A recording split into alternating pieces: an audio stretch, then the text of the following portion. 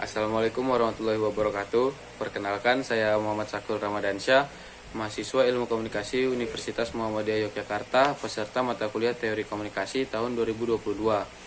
Pada video ini, saya akan menjelaskan tentang analisis speech act theory atau teori tindak tutur. Teori speech act theory atau teori tindak tutur merupakan teori yang dikembangkan oleh John Searle. Teori ini membahas cara kita mencapai suatu apa yang ingin seseorang capai dengan menggunakan kata-kata, dengan mengidentifikasi apa yang diperlukan untuk membuat suatu pernyataan yang berhasil atau memiliki niat yang dipahami. Sebagai contoh, saat membuat sebuah janji, kita mengomunikasikan niat atau maksud untuk melakukan sesuatu di masa depan, dan kita mengharapkan lawan untuk mengerti niat itu. Jika kita berjanji bahwa saya akan melunasi cicilan saya nanti, kita berharap lawan bicara mengerti maksud jika saya akan melunasi cicilannya nanti. Setiap kali seseorang membuat pernyataan, orang tersebut telah mencapai satu atau lebih dari 4 hal, yaitu yang pertama, tindakan, ucapan, atau utterance act. Seseorang menghasilkan sebuah tindakan ucapan dari pengucapan sederhana dari kata-kata dalam kalimat. Yang kedua, tindakan proporsional atau proportional act. Seseorang menegaskan sesuatu tentang pernyataan atau melakukan tindakan. Yang ketiga, tindakan ilokusi atau illocutionary act. Merupakan tindakan paling penting dari perspektif bicara. Seseorang yang memenuhi niatan disebut tindakan ilokusi. Austin membagi jenis tindak ilokasi menjadi 5 kategori. Yang pertama, verdictive, yaitu penyampaian hasil penilaian atau keputusan berdasarkan alasan ataupun faktor tertentu. Yang kedua, exercitative, yaitu di dalam tindakan ini pembicara menggunakan pengaruhnya, contoh menyuruh, mendoakan, dan merekomendasikan. Yang ketiga, yaitu commissive, tindak pembicara berkomitmen untuk sebab atau tindakan, contoh janji dan pertaruhan. Seseorang menghasilkan sebuah tindakan ucapan dari selanjutnya, behavitive, yakni ekspresi reaksi penutur terhadap sikap orang lain, baik masa lalu, masa kini, atau masa depan. Yang keempat, yaitu tindakan perlokusi atau perlocutionary act, tindakan yang dirancang untuk memiliki efek aktual pada perilaku orang lain. Tindakan yang dirancang untuk memiliki efek aktual pada perilaku orang lain. Jika kita berkata, saya haus, dengan maksud agar kakak kita mengerti bahwa kita perlu minum, kita telah melakukan tindakan ilokusi.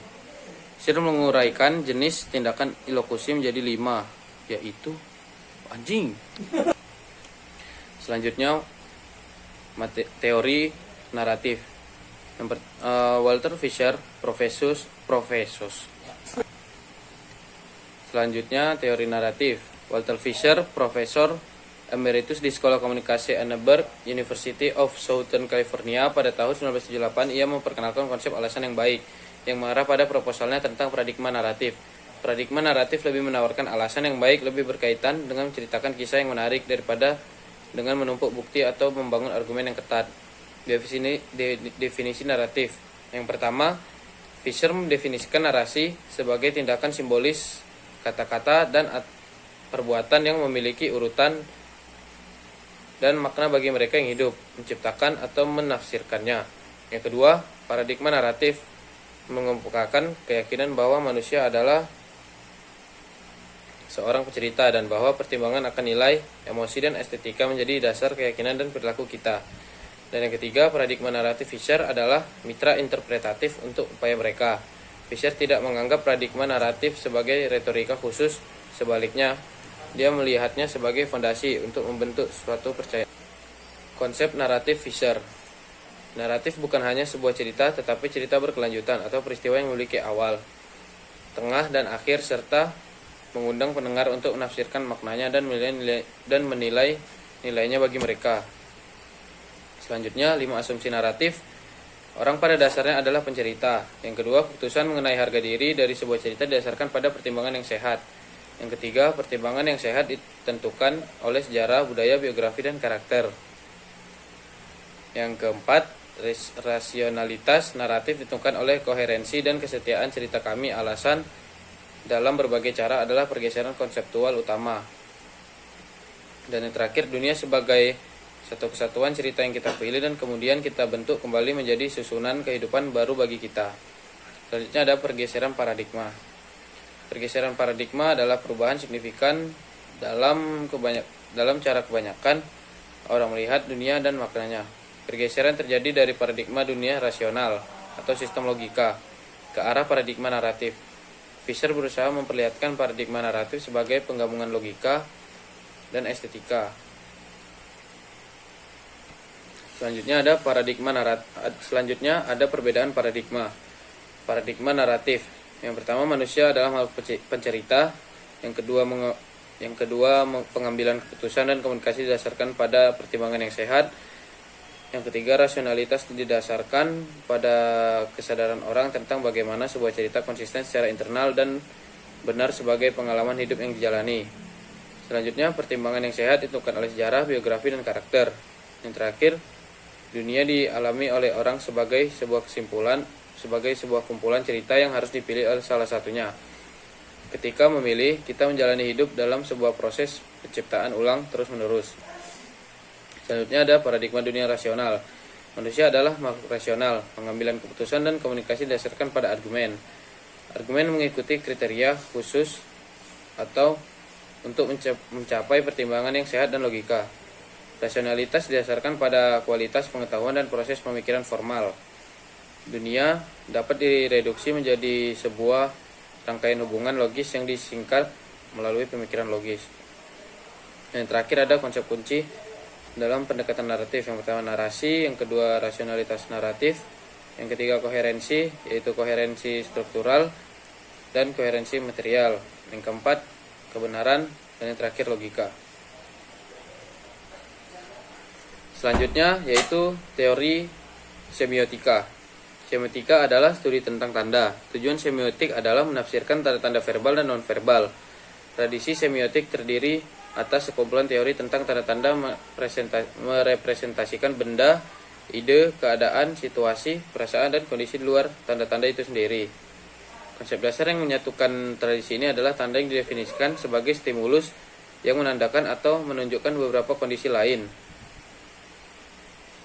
Selanjutnya ada variasi dalam semiotik. Yang pertama semantik, yaitu berbicara tentang bagaimana tanda-tanda berhubungan dengan yang ditunjuknya atau apa yang ditunjukkan oleh tanda-tanda. Yang kedua sintaktik, kajian hubungan di antara tanda-tanda. Sintaktik mengacu pada aturan yang dikomunikasikan dengan sistem makna yang kompleks. Yang ketiga pragmatik.